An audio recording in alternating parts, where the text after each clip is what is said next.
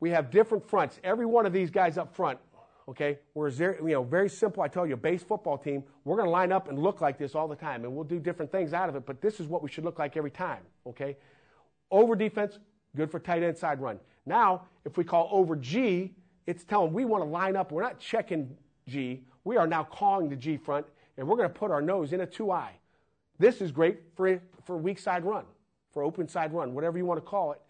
That's what we'll get if we're thinking that. Again, we have our D tackle stemming around, trying not to let an offense know exactly, are we playing with a 1, or are we playing with a 2-eye, but we call that a 2-eye. Again, inside shade of the offensive guard. Everybody else's rules stay exactly the same. It doesn't matter if it's over, G, or some of the other adjustment fronts that we're going to show you here. The coverage and linebackers have the same adjustment rules for every one of these fronts. So over puts us in our base 1 technique. If we call over G, we line up in a 2-eye. Again, asking our players all the time, why do we want to be in G? For split side run. Okay, during a game, I would hope our nose tackle, if we're getting worn out to the weak side, would say, Coach, how about a little G? Hey, nice job, Jarrell. That's smart. That's what we should do if they're running the weak side, okay? So we want our kids to be like coaches on the field. And when they know what they're doing and understand, Coach, they're running weak side ISO, maybe we should be in G, that we know they know what they're doing. So G, good for split side run, okay? What we call our I front, we'll call over I. Over I, adjust the call side tackle, our 3 technique, and puts them in a 4-eye, okay?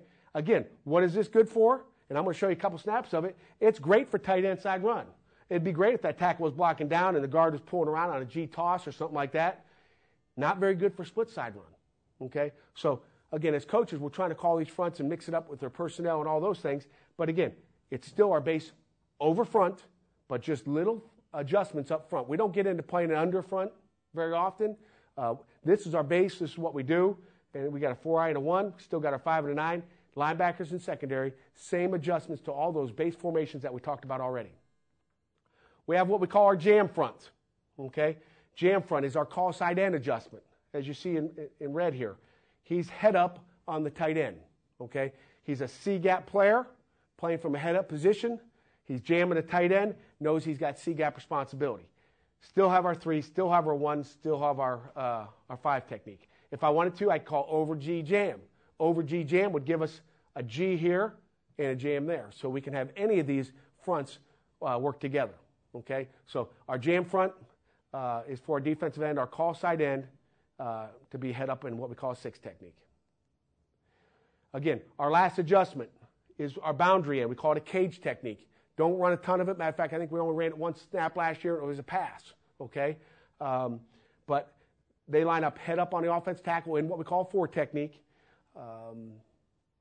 He, again, is B-gap responsible. Again, everybody else has the same exact responsibilities. 9 technique, 3 technique, 1 technique, and so forth. So, again, cage, G, I, jam are ways of moving those guys to different alignments on the pre-snap. We also have, and we're not going to talk about it today, ways of moving those guys to those gaps that they're going to be responsible for in those fronts. But we can move every one of those guys up front with just certain words to get them to be moving, because we do have speed on the field, and we do like to move those guys. Okay, we're going to get to some videotape now.